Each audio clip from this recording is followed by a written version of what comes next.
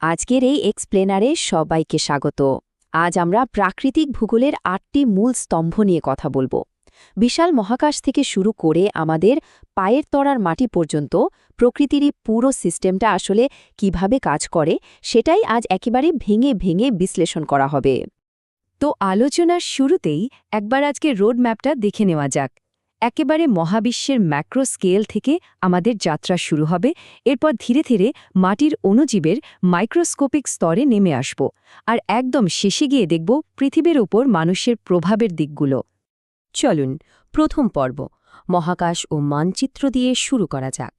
একেবারে বৃহৎ পরিসরে জ্যোতির্বিজ্ঞানের দিকে নজর দিলে বোঝা যায় যে প্রাচীন সভ্যতাগুলো কিভাবে এই বিশাল মহাবিশ্বকে পরিমাপ করার চেষ্টা করেছিল।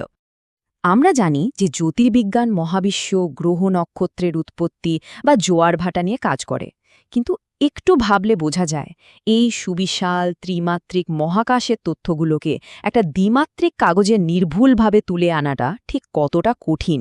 আর ঠিক এই জায়গাটাতেই দরকার ছিল গণিতের।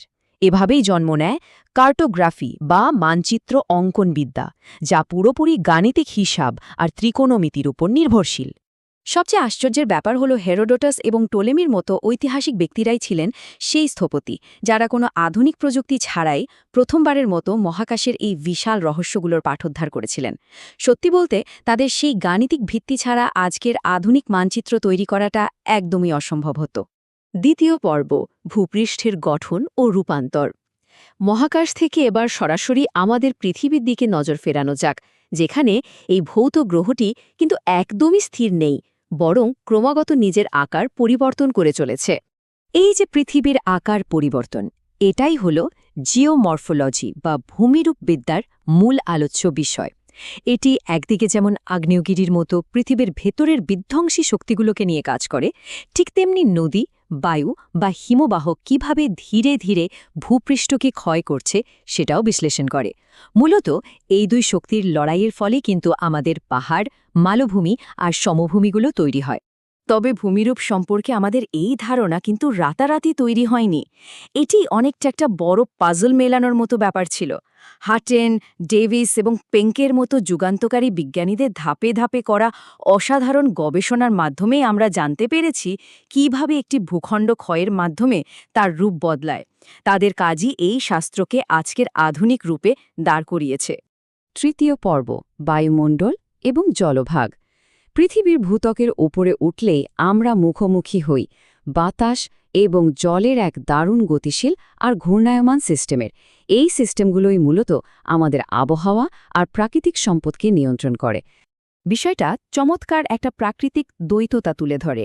একদিকে জলবায়ুবিদ্যা কাজ করে বায়ুমণ্ডলের ওপরের স্তরের ঝড়, সাইক্লোন কিংবা গ্রিনহাউস প্রভাব নিয়ে, আর ঠিক বিপরীত দিকে জলবিদ্যা বা হাইড্রোলজি আমাদের একেবারে মাটির কাছাকাছি নিয়ে আসে।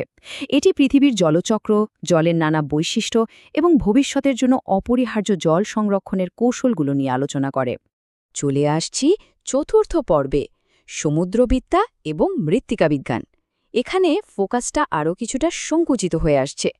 এবার আমরা সরাসরি সমুদ্রের গভীরে ডুব দেব, আর একই সাথে পায়ের নিচের মাটির আণুবীক্ষণিক গঠন কিভাবে কাজ করে সেটাও দেখব। সমুদ্রবিদ্যা পৃথিবীর এই বিশাল লুকানো গভীরতা অন্বেষণ করে। সমুদ্রের তলদেশের ভৌগোলিক গঠন কেমন, জলের লবণতার মাত্রা কতটুকু, কিংবা সামুদ্রিক বাস্তুতন্ত্র বা মেরিন ইকোসিস্টেম কতটা প্রাণবন্ত, এই সব রহস্য উন্মোচন করাই এর কাজ। আর আমাদের সামগ্রিক বেঁচে থাকার সাথে সরাসরি যুক্ত রয়েছে পেডোলজি বা মৃত্তিকা বিজ্ঞান। পৃথিবীর সৃষ্টির পর থেকে মাটি কিভাবে তৈরি হচ্ছে এবং বিশ্বব্যাপী কৃষিকাজের ভূমিকা ঠিক কতটা অপরিহার্য তা এই বিজ্ঞান খুব পরিষ্কারভাবে ব্যাখ্যা করে। সহজ কথায়, উর্বর মাটি ছাড়া মানব সভ্যতার টিকে থাকা একেবারেই অসম্ভব। পঞ্চম এবং শেষ পর্ব জীবন এবং পরিবেশ। অবশেষে আমরা সেই সব প্রাণীদের আলোচনায় চলে এলাম যারা এতক্ষণ ধরে বলা ভৌত সিস্টেমগুলোতে বসবাস করে। সেই সাথে দেখব এই সব কিছুর মধ্যে ভারসাম্য বজায় রাখার মতো আধুনিক সময়ের সবচেয়ে বড় চ্যালেঞ্জটিকে। জীব ভূগোল বা বায়োজিওগ্রাফি মূলত উদ্ভিদ ও প্রাণীর উৎপত্তি এবং বিবর্তনের পথ ট্র্যাক করে। প্রাকৃতিক বিশ্বকে এটি খুব সুন্দরভাবে ৩টি নির্দিষ্ট শাখায় ভাগ করে নেয়: উদ্ভিদ ভূগোল, প্রাণী ভূগোল এবং এই পুরো ইকোসিস্টেমের সাথে মানুষের সম্পর্ক নিয়ে মানব বাস্তু সংস্থান। আর ঠিক এখান থেকেই সরাসরি জন্ম নেয় পরিবেশ ভূগোল। বর্তমান সময়ে এসে টেকসই উন্নয়ন বা সাস্টেনেবল ডেভেলপমেন্টের মতো কনসেপ্টগুলো কিন্তু আর শুধু বইয়ের পাতায় আটকে থাকা কোনো তাত্ত্বিক বিষয় নয়। প্রাকৃতিক অবক্ষয় রোধ করা এখন সমগ্র মানবতার জন্যই সবচেয়ে বড় এবং জরুরি চ্যালেঞ্জ হয়ে দাঁড়িয়েছে। তো এই ছিল প্রাকৃতিক ভূগোলের ৮টি স্তম্ভের সম্পূর্ণ একটি চিত্র। এই চেকলিস্টটির মাধ্যমেই আমাদের চারপাশের প্রাকৃতিক কাঠামোর ওপর আজকের এই বিশ্লেষণটি সফলভাবে শেষ হচ্ছে। তবে আজকের এক্সপ্লেনারটি শেষ করার আগে একটি অত্যন্ত বাস্তব বিষয় সবার গভীরভাবে ভেবে দেখা উচিত। পরিবেশের যেভাবে ক্রমাগত অবনতি ঘটছে, তাতে আগামী শতাব্দীতে ভূগোলের এই ৮টি স্তম্ভ নিজেদেরকে কিভাবে পরিবর্তন করবে, এই ক্রিটিক্যাল প্রশ্নটি সবার চিন্তার জন্য রেখে দেওয়া হলো। আশা করছি আজকের আলোচনাটি উপভোগ্য ছিল।